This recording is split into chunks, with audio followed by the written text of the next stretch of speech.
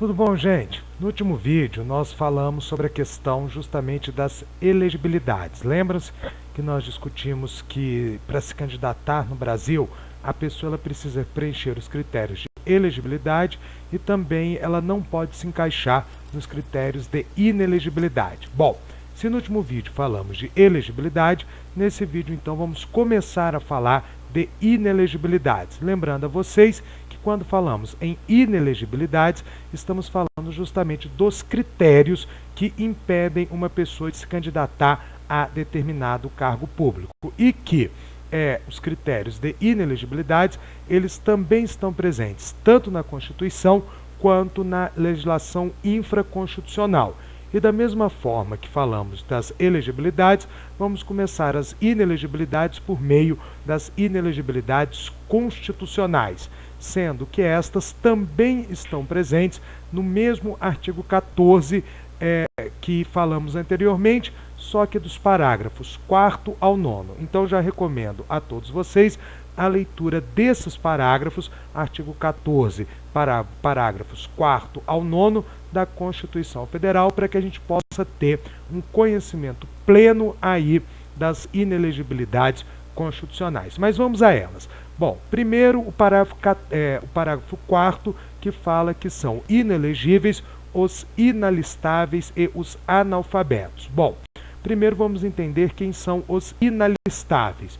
Os inalistáveis, quem são esses inalistáveis, estão previstos no parágrafo 2º do mesmo artigo 14. Então, são inalistáveis os conscritos e os estrangeiros. Então, os estrangeiros não podem se alistar, consequentemente, também não podem se eleger para cargos públicos no Brasil. E também são inalistáveis os conscritos. Valdir, quem são esses conscritos? Ora, os conscritos são aqueles jovens que estão no serviço militar obrigatório. Somente aquele jovem homem que completou 18 anos e foi convocado para o serviço militar obrigatório, ele também é inalistável. Nós damos a este nome desse que está no serviço militar obrigatório de conscrito.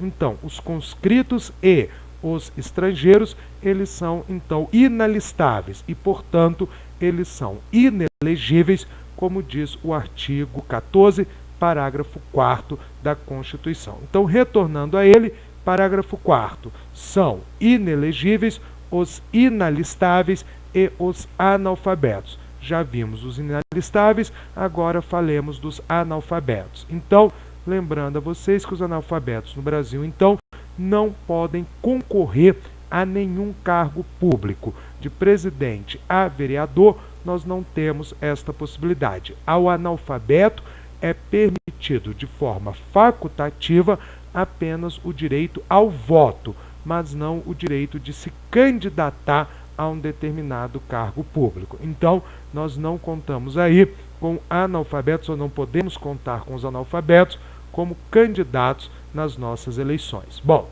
esse é o parágrafo 4º que fala dessas duas categorias, os inalistáveis e os analfabetos. Parágrafos 5º e 6º vão tratar justamente da questão da inelegibilidade voltada aos cargos do poder executivo, ou seja, presidentes, governadores e prefeitos. Lembrando que, pelo parágrafo 5º da Constituição, presidente, governadores e prefeitos, eles podem se reeleger uma única vez para um mandato subsequente ao que estão exercendo. Ou seja, por exemplo, vamos pegar um exemplo nosso agora, presidente Dilma. Presidente Dilma está se candidatando para o seu mandato subsequente àquele que ela exerce. E a Constituição, então, limita as reeleições a este mandato subsequente. Por que é um critério de inelegibilidade? Justamente porque ele faz esta limitação, sendo que a Dilma, se ganhar esta eleição, por exemplo, em 2018, não poderá ser candidata novamente. Então, daí o critério de inelegibilidade. Atenção, gente, esta limitação ela vale apenas para o poder executivo.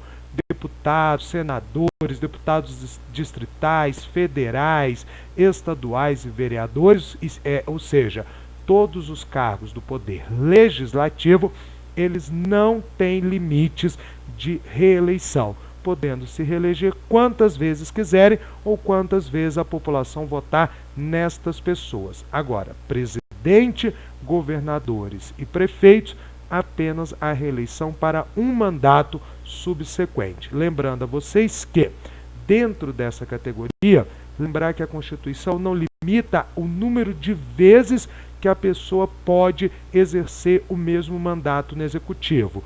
Ela apenas limita o número de vezes consecutivas. Então, por exemplo, se o Fernando Henrique, que já foi presidente 2 vezes, ou Lula, que já foi presidente 2 vezes, quiserem, por exemplo, em 2018, se recandidatarem à presidência, não há problema, porque não se tratará de um terceiro mandato consecutivo, que a limitação é apenas nessa questão dos consecutivos, tá certo? E lembrar a vocês que o parágrafo 6º, ele fala justamente da necessidade da renúncia desses candidatos ou desses políticos, ou seja, aqueles que exercem poder executivo, seja presidente, governador e prefeitos, que eles têm, caso queiram concorrer a outros cargos públicos, eles devem renunciar ao mandato 6 meses antes da eleição. Atenção para isso. Se eles forem se candidatar à reeleição, eles não precisam se afastar dos cargos. Agora, se forem se candidatar a outros cargos, aí sim haverá a necessidade da renúncia 6 meses antes das eleições. Então, voltando ao exemplo de hoje, a Dilma é candidata à reeleição. Sendo candidata à reeleição, ela pode ser candidata no exercício do mandato. Agora, se Dilma, por exemplo, tivesse decidido sair como senadora, aí ela teria que ter renunciado ao mandato nos 6 meses anteriores à eleição. Bom, vamos terminar esse videozinho por aqui para não ficar muito longo e já assistam logo em seguida o próximo, que continua a falar desses critérios de inelegibilidade. Bons estudos a todos e até mais. Uma última informação. Eu gostaria que vocês refletissem, mas é só para vocês pensarem um pouco sobre essa questão. Por que a pessoa ela pode, candidatando-se à reeleição, permanecer no cargo, e se fosse candidatar a outro cargo, ela tem que renunciar nos 6 meses anteriores à eleição? Qual é a lógica desse texto constitucional? É apenas uma pergunta para reflexão de vocês. Bons estudos e até o próximo vídeo.